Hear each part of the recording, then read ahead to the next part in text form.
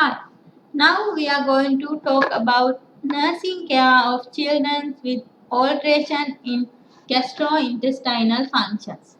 So, at the end of this session, you should be able to discuss the nursing assessment of patient with acute gastroenteritis and discuss the clinical manifestation of patient with gen- uh, gastrointestinal disorders.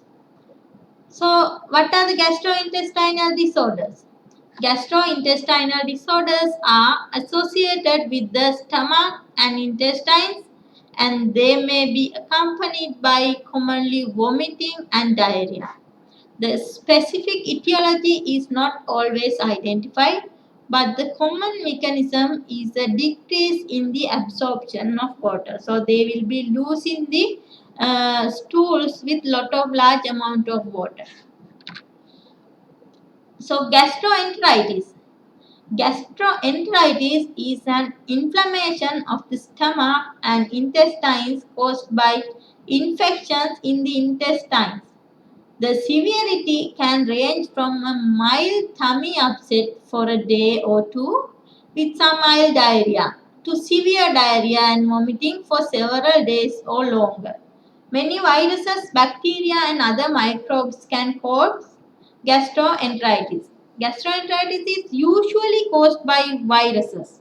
However, bacteria, parasites, and fungus can also cause this disease. In children, rotavirus is the most common cause of severe gastroenteritis. So these are the causes of diarrhea in children. Etiology is basically emotional stress, anxiety and fatigue can cause the diarrhea.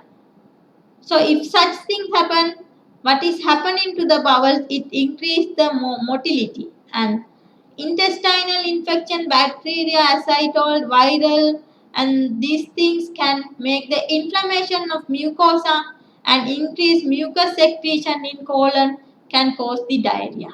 Then food sensitivity like different chemicals, gluten, cow's milk, these things will decrease the digestion of the food which lead to diarrhea. And food intolerance like lactose, introduction of new foods and overfeeding also will increase the motility, increase mucus secretion in colon, ultimately affecting towards the diarrhea.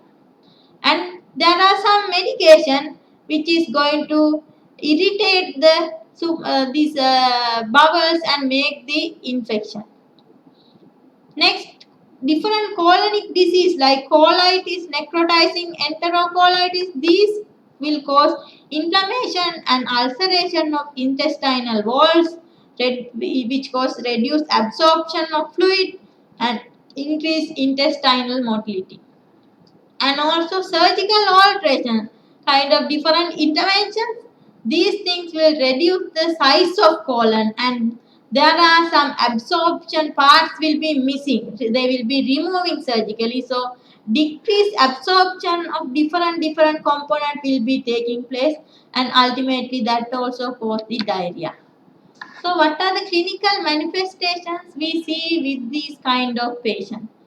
Most commonly, crampy pain in the abdomen, vomiting, high temperature, fever, headaches, and abdominal pain may ease for a while each time some diarrhea is passed.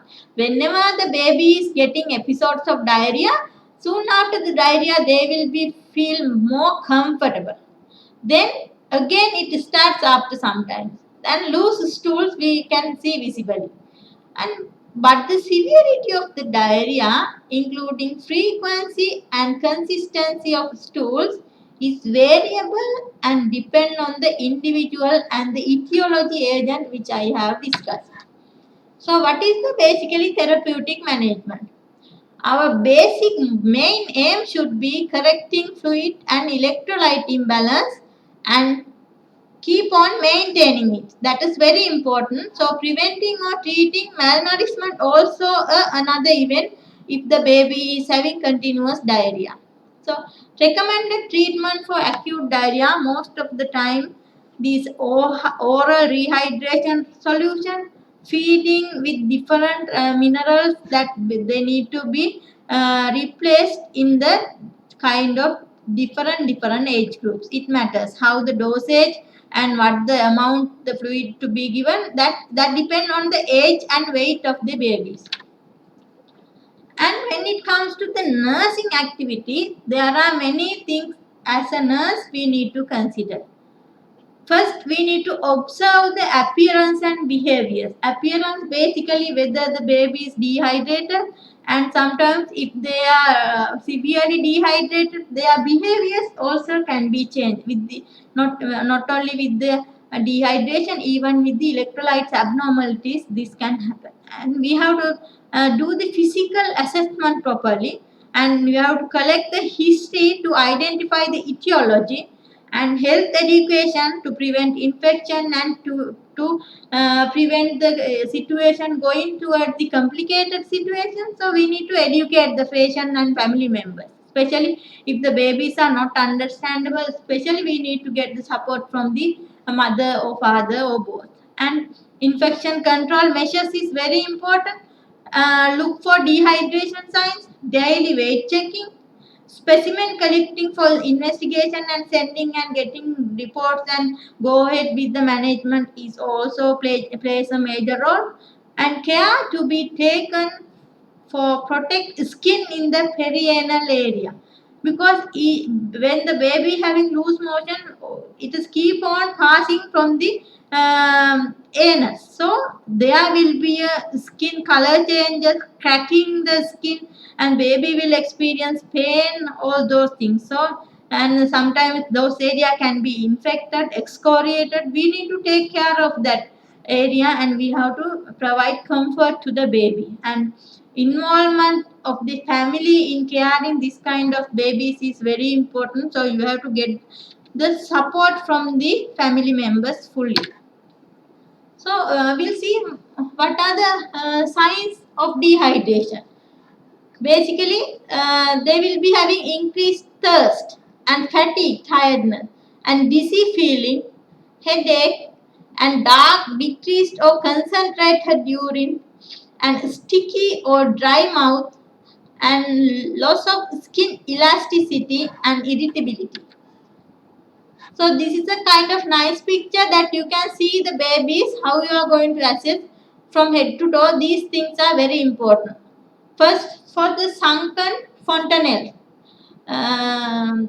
anterior fontanelle, then reduced level of consciousness, sunken eyes, and if they are tearless, it is definitely they are severely dehydrated, and reduced capillary refilling time, says less volume in the body, and dry mucous membrane, reduced skin turgor, all those are kind of severe dehydration signs. Tachypnea, tachycardia, hypotension, peripheral vasoconstriction, these are the severe signs and symptoms that we can assess. Sudden weight loss and oliguria. So, what are the nursing diagnosis and interventions as nurses we can do? First is anxiety related to change in health status. When the baby is normal, how they are behaving and staying, playing, it differs when the babies are sick. And accepting sudden change is an issue, and they will be away from their familiar environment with familiar family members. So this is a kind of real issue. And disturbed sleep pattern related to pain. Next, imbalanced nutrition less than body requirement related to inability to ingest sufficient nutrition. Sometimes if they are ingesting also, if they have keep on vomiting or keep on loose motion, they are not going to absorb. Then provide emotional support, promote rest and comfort, and ensure adequate nutrition and hydration. After discharge planning and care in the community, also very important aspects of this kind of children. So thank you.